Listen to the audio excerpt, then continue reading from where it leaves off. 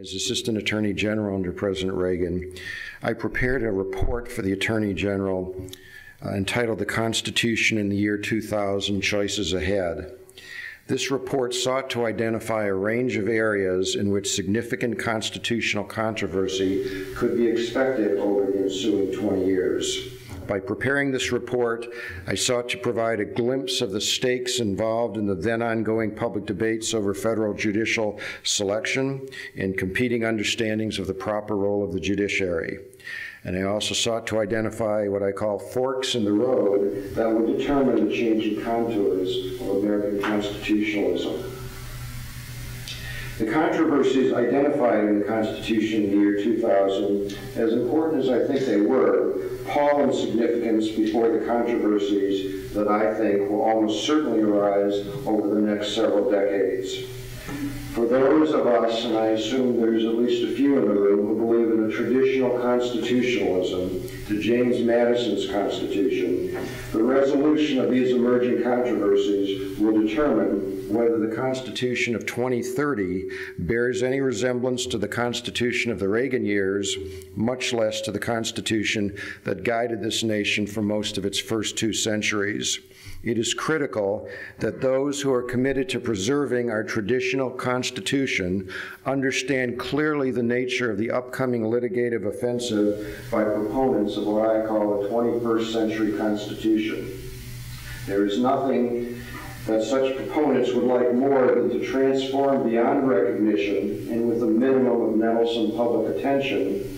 a Constitution that served this country during the 18th, 19th, and 20th centuries to render the United States the freest, the most prosperous, and the most creative nation in the history of the world. If there's an overarching theme to what proponents of a 21st century Constitution wish to achieve, it is the diminishment of the democratic and representative processes of American government.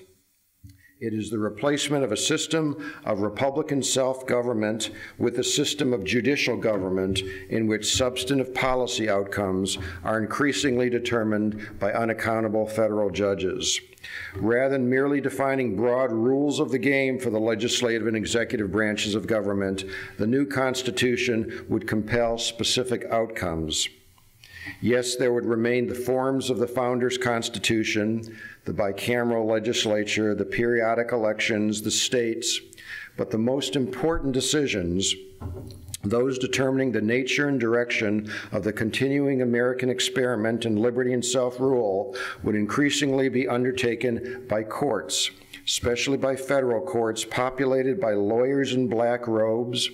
lawyers serving lifetime tenures, and lawyers unencumbered by the messiness of having to persuade constituencies or the representatives of other constituencies of the wisdom of their ideas concerning the role of government. These courts would be unmoored in any serious way from the language that we, the people, had placed in their Constitution, and informed instead by the perspectives of a legal profession whose self-interests are ever more distinct from the productive sector, and by international elite opinion, and by creative and innovative legal academics.